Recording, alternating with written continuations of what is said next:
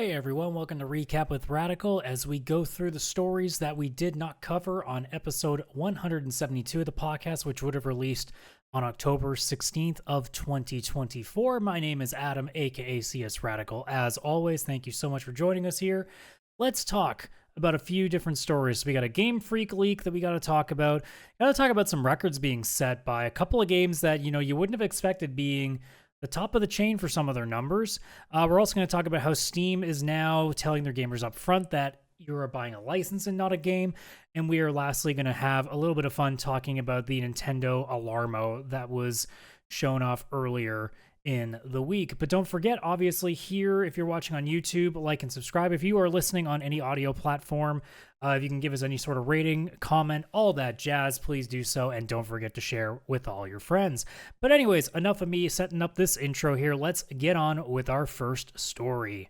So once in a blue moon, you'll get a story like this where a company gets its databases kind of breached. Some stuff gets released. We obviously saw Insomniac was a big one from earlier in the year. Game Freak, though, is our next victim, which is very surprising given how Pokemon is, well, the biggest license in video gaming, period.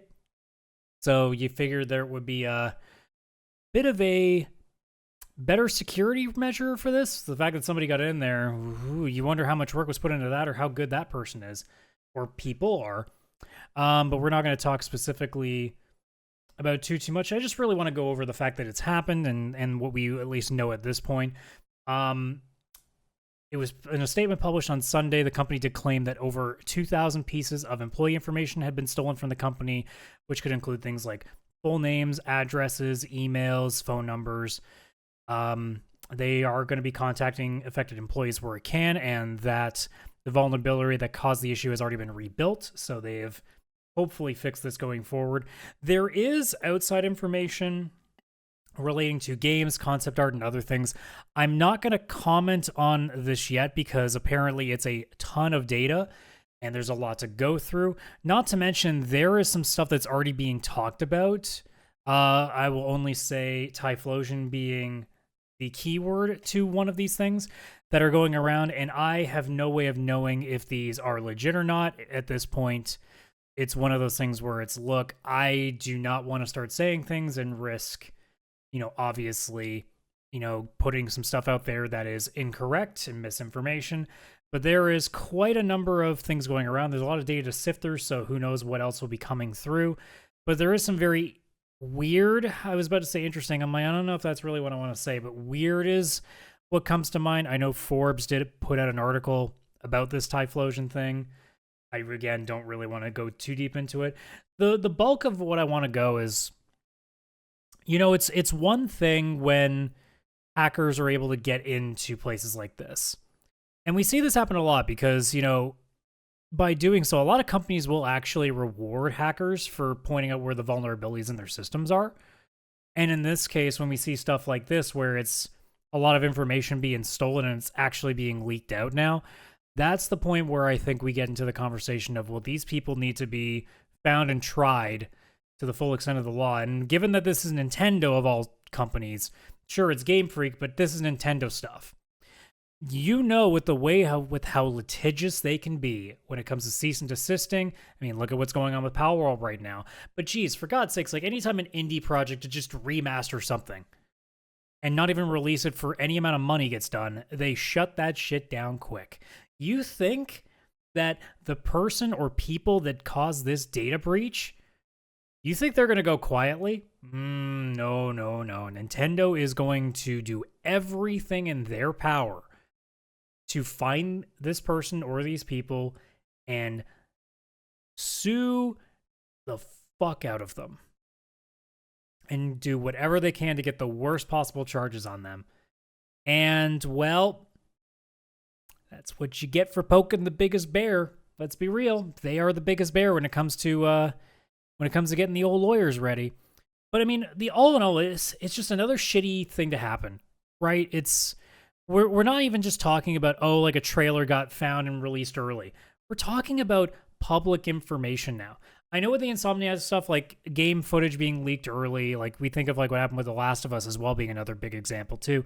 That sucks a lot, but it's not like I know it's some people are gonna say like, oh come on, but let's be real. Personal data is way beyond the tier that you would have game information. I don't care if it's past, present, or future games. Don't care. Personal information, way more ridiculous that somebody would go in and grab this stuff. So hopefully that this gets settled. Hopefully this doesn't cause any, any issues or any harm to any employees that their data was pulled from. So we hope for the best there. But until we see, like, I'm curious. I'll admit I'm very curious on what might be there in terms of like, game information, unreleased stuff, like concepts, like anything that, could have gone out there. At the same time, I've been pretty long out of that, and also based on some of the stuff that's being pulled already, I'm not sure there's stuff I want to know. So we'll go from there. But like I said, I'm not going to go too deep into it because the one thing that I've seen so far is it's a little out there, and I'm not sure I want to go any further down the rabbit hole, but we'll see how it goes. But anyways, you guys let me know in the comments below. What do you think? Do you think that any sort of leaks like these are justified in any way? Like, obviously, we're not asking the question of like, is it okay to pull personal data? But like, when it comes to things like trailer leaks and stuff, like, how do you guys feel about that? And then, really, how much money do you think Nintendo is going to be pouring into finding these fuckers or this fucker if it's just one person? Let me know. So 2 games released in the last 7 days have set some pretty big records. One of them being Metaphor Refantazio, a game that I probably won't play this year because $100 is quite a lot of money for a single game, and I don't justify that for much of anything, especially not one that's a new IP. I don't even care if it's made by the same people that do Persona, and that it's a lot of people are saying it's an even better Persona game. I will probably wait for that one to at least get under that $70, $60 mark. But Metaphor Refantazio in its first day sold over 1 million copies overall and had on Steam at least 60,000 concurrent players on the first day, making it easily its best day one release, which is sort of surprising because you figure Persona would do a little bit better, but at the same time, we are talking about, a game that is coming out in 2024 compared to, say, Persona 5, which has been out for a number of years before that. So there is definitely that openness of more consumers being on the market that could have gotten it. So it's not too surprising. Not to mention Atlas has a pretty good track record. I'm very happy to hear that they did 1 million in a single day. That's a pretty big deal for both Atlas and JRPGs as a whole. We need more like that to really hit, a core with people, because quite frankly, I think there's still some of the best games you can get on the market, and it does open the possibility. Actually, let me just quickly check Metacritic, because it was hovering in 93, 92. I wonder if it is still holding strong there. Yeah, it's still holding at a 93 overall on Metacritic. As far as I'm concerned, like, now it's at a point that we can make a case that 2 JRPGs should be in the Game of the Year discussion this year. That's pretty crazy to think about. And for Atlas, a company that continues to make solid JRPGs and not faltering, makes me very relieved, makes me very happy, and makes me look forward to the next time anything gets announced by that company. Because, well, much like a lot of other companies out there, you take a look at what From Software does, like what BioWare used to be at one point, there are studios that when you see their name on something, you know you're getting something good. And until they do otherwise, you're always committing to that bit. The other game that also set some records is Dragon Ball Sparking Zero.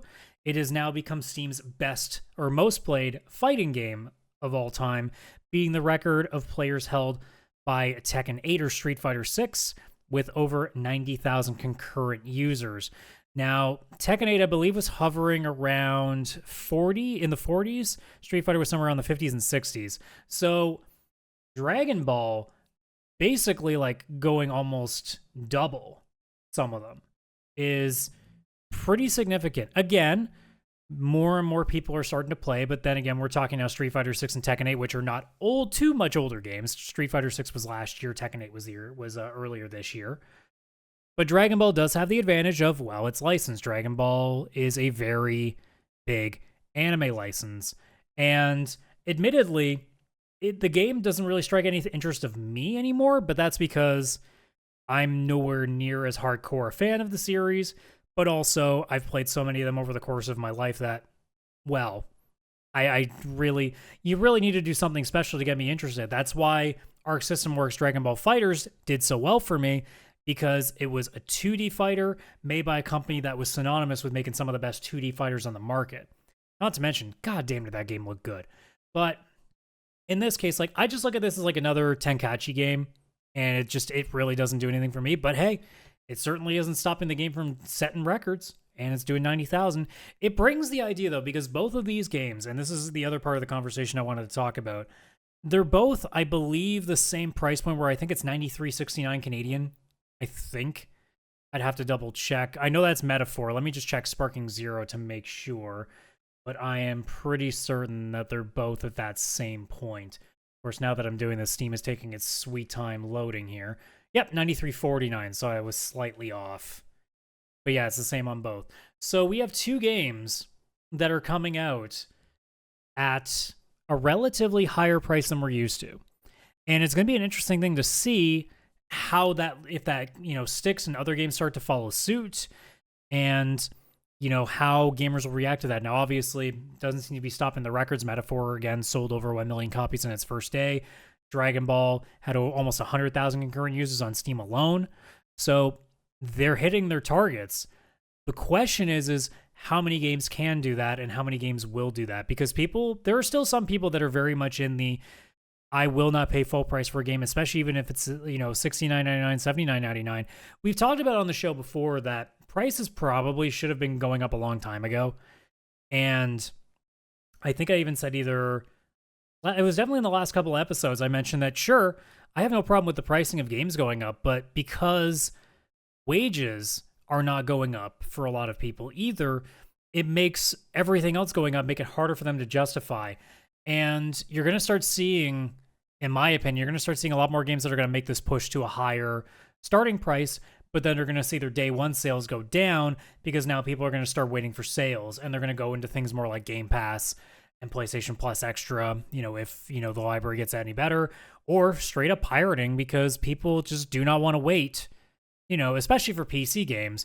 They don't want to be sitting there waiting for 6 months for it to drop to under $70, $60 because it starts at almost 100, and, we're now talking 40, 50%, and not every game's going to go to that length very early on in its life cycle. So it's going to be an interesting thing to see down the road on how it actually affects sales overall. I don't think it's going to affect it too badly to start. It's a matter of, how this translates if more and more go forward, and there starts to become a number of games that are at that price point, and it starts to price people out based on the amount of money that they have for disposable income. I know with myself, already my AAA interest is not nearly as high anymore. I do play a lot more indie now, and it is cheaper to do so. So there is that advantage. And for games like Metaphor, I really do want to play that game. I badly want to play that game.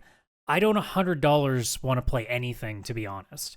The last time that I paid more than $100 for a game was, I want to say Trails into Reverie, and that was me getting the special edition, not even the base game. It really takes something special to get me to do that.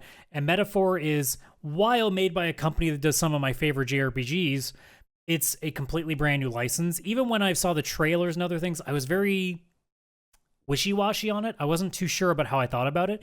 Now the reviews have come in, and a lot of people are saying things like it's a better Persona than Persona 5, which, yeah, that does make me a little bit curious. But at $93.49, I wouldn't say I'm that interested. At least not yet. But we'll see.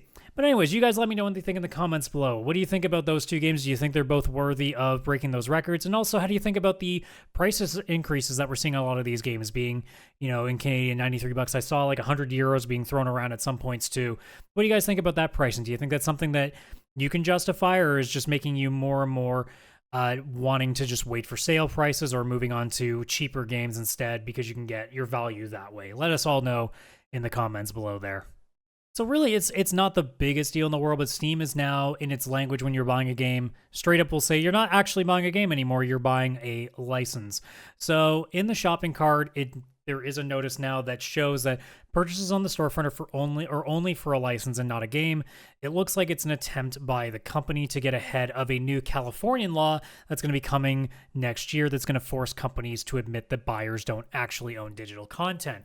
So when you open your shopping cart and there are items inside before going to payment, there will be a notice at the bottom that says a purchase of a digital product grants a license for the product on Steam. And this is to do with this California law, like I just mentioned at the top there. It's called AB 2426. So it'll be forcing digital marketplaces to make it clear to customers that when they purchase a license to access media, it will not apply to permanently offline. Oh, sorry. It's to make it clear to customers. Sorry, let me rephrase that. I'm gonna, because I'm trying to like read my notes here and I kind of wrote it a little bit weirdly here. So it's gonna force digital marketplaces to make it clear to customers that when they purchase, some sort of content, whether it be a game or say like, something on like a Netflix sort of deal, that you're purchasing a license to access it and you don't actually own the piece of media itself. So it's not going to apply to things like permanent offline downloads, but only digital copies of video games, music, movies, TV shows, or ebooks from an online storefront.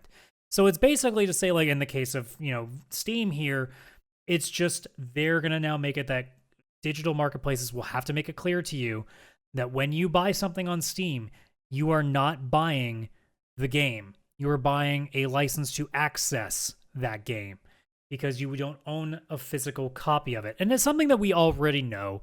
We know that when we buy something digitally, there is always that chance that we could lose that thing. Now, we could download it onto a hard drive, but if that hard drive breaks and there's no way to get the game afterwards, you're screwed. So it's something that it's not like we're not aware of. Now, with PC, it's a little trickier because, well, there's not a lot of physical owning anymore because most computers don't have CD drives. So it's now at a point that we're getting into this age, and we've talked about this several times about consoles, that it's going to start getting to a point sooner or later that it's going to be mostly digital only. Now, I think on the console side, this is not something we're going to see for quite a while. Still, I think there's still that very large contingent of people that are still going to hang on long enough to make it worthwhile for companies to do so. But on PC, it's basically done. Like you're buying a license, that's all you're getting. So it's really just changing up the language to make sure that there's no way that you can like sue a storefront. So you can't sue Steam for anything like that. I mean, we look at what happened with Ubisoft recently with The Crew and its servers getting shut down. That basically that means that you can no longer play that game. So it is that thing of, you're essentially owning a license. Now, I don't feel too happy about this, but again, we are talking about a digital age where it is convenience, and we do have to take that with the understanding that, well, unless, our governments do something about that, and let's be honest, they won't, there's not really much in the way of consumer protection if a digital license just vanishes. If it gets taken off a storefront, you're kind of screwed on that point. So it's hard to really say. Like, it's just something we're going to have to deal with. And we'll have to see how things change. Eventually, there's going to be a case that comes out sometime probably in the next 10 years that really challenges what this is. Because eventually someone's going to do something. I don't even know what it would be, but someone's going to do something really stupid with their game that's going to cause some sort of a class action lawsuit. And we'll see what happens with that. But like, we're not quite there yet. We haven't gone so far into the digital age on everything that we haven't hit a specific point yet, but I have to feel that something's going to have to come out eventually. We're going to have like a full-on, we're going to have a full-on discussion and full-on like court session about what this actually means. And we'll see what that looks like. But for now, it's more just, language that's being changed just to kind of remind it. I've seen some people get a little freaked out about it, and we're not at that point yet. It's more just they're changing that language to what we basically already know to be a fact anyway. But it's just saving their ass from any litigation. That's really it. But let me know what you think in the comments below. Do you think that, this is the start of something that could be worse for consumer protections? How do you feel about the idea of essentially you're only owning a license and not the game itself? But let us all know your thoughts in the comments below on that one. And last but not least, we have our fun story of the day, the Nintendo Sound Clock Alarmo. Man, there's some wild ideas out there, and this is one of the ones that I'm like, man, I wish I could use you, and there's no goddamn way you get me to do that. But I think it's a really neat idea. So Nintendo, out of nowhere, just put out a trailer that showed this new product they're going to be putting. I don't even know if they dated it or not. I don't even, you know what? Let me check to see if it's even available for purchase. Okay, so it's releasing in November, but it's going to be for I don't know if this is US or Canadian dollars. I think yeah, it should be Canadian, but it's 130 bucks Canadian it looks like. But we're releasing sometime in November. But essentially, it's a Nintendo alarm clock that's going to whenever it starts up for its initial alarm, you can choose between a couple of different games for the time being. I don't know if they plan to expand beyond that. Probably not. I'd be surprised if they do anything major beyond this. I think this is more of a one and done situation. They might maybe add some extra sounds, but I don't think they're going to go too much deeper. But some titles will include things like Mario Odyssey, Breath of the Wild, Mario Kart 8 Deluxe, and Animal Crossing New Horizons. But basically, when the alarm goes off, you'll start hearing sounds unique to the game that you've chosen to play. Like you're hearing Odyssey, you might hear some music from the game in there in the background. And if you start moving around, you might start to hear some sounds kind of play, like whether it's coins or like with Mario Kart, maybe it's the sound that gets made when it's going from red to green light. Breath of the Wild could be, like some sort of sword swings or rupee sounds. Like I don't know what it is for everything. I don't remember everything from the trailer in terms of sounds, but essentially it's actually reacting to your movements. So as soon as it perceives that you've gotten out of bed, you'll get some sort of a victory fanfare. And the opposite can happen is if you staying in bed too long, your alarm might get more intense. They gave an example of like with Mario that suddenly Bowser will start talking to you and try to get you to get up sooner. But basically, it's just an alarm clock that's sort of reactive and gives you music and sounds based on the kind of game that you want from Nintendo there. And I think it's a really neat idea. I will say that I don't know how many people are really interested in the idea of something they like waking them up every morning when, well, I mean, to be fair, I hate having to wake up in the morning because it means I got to go to work a lot of the time, and it's not the greatest feeling in the world. So, if there was something I like, man, I love Persona. I don't know how I'd feel about Persona music and sounds playing in the background while I was trying to wake up and get out of bed. Not sure how I feel about that. But I think it's just a really cute idea. And I like that, companies like Nintendo will try something a little bit different with this. It may not work very well. I think there are people that'll get it and do something. It may not. I wonder if my curiosity actually is, can you at least take away like the reactive settings and it just plays music? I'm sure there's some options you could mess around with it. And I think even as a clock, like it looks super adorable. Like that's a kind of neat alarm clock if you wanted to have one on there. Sure, your cell phone can do most of that for you now, but like if you really wanted to, if you're that kind of person that has a bunch of little memorabilia all around your room, or hell, if you even want that as like a decoration, like I could have like the alarm clock sitting right here. I mean, here, give me one sec here. I've got, just went to grab something here.